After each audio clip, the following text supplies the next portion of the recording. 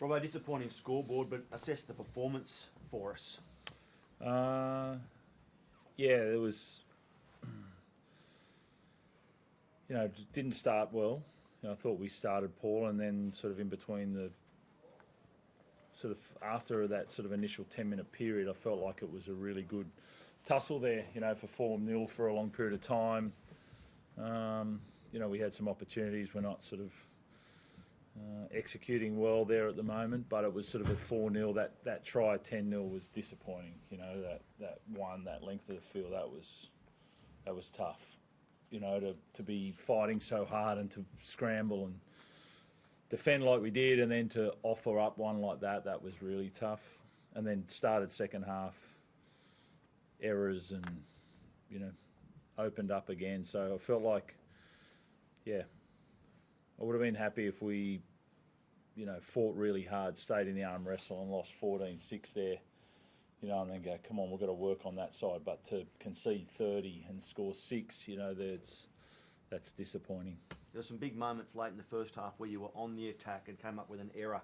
Yep. How costly was that lack of polish a few times? Yeah, we're not firing enough bullets at the moment. Like I said, we're not scoring tries, and we're not even pressuring teams at the end of that to, we're not getting held up, we're not getting sort of repeat sets, we're not getting any of that at the moment, so it's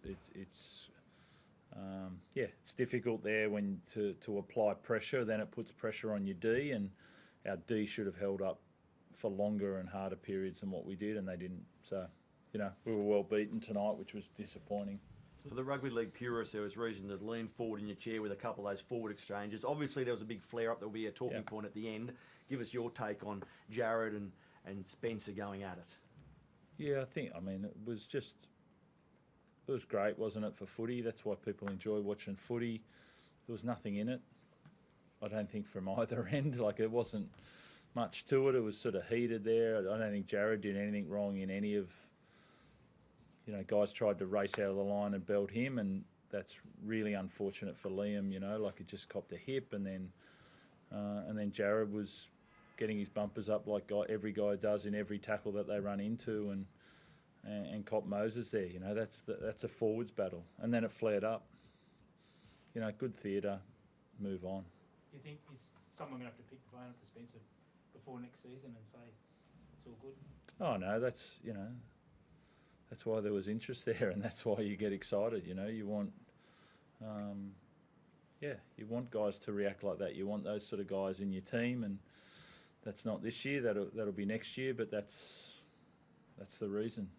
Just on the attack there, can you diagnose what the problem is? Because it seems like a very different one to the one 4 weeks ago and the last time you played Penrith. It's probably not.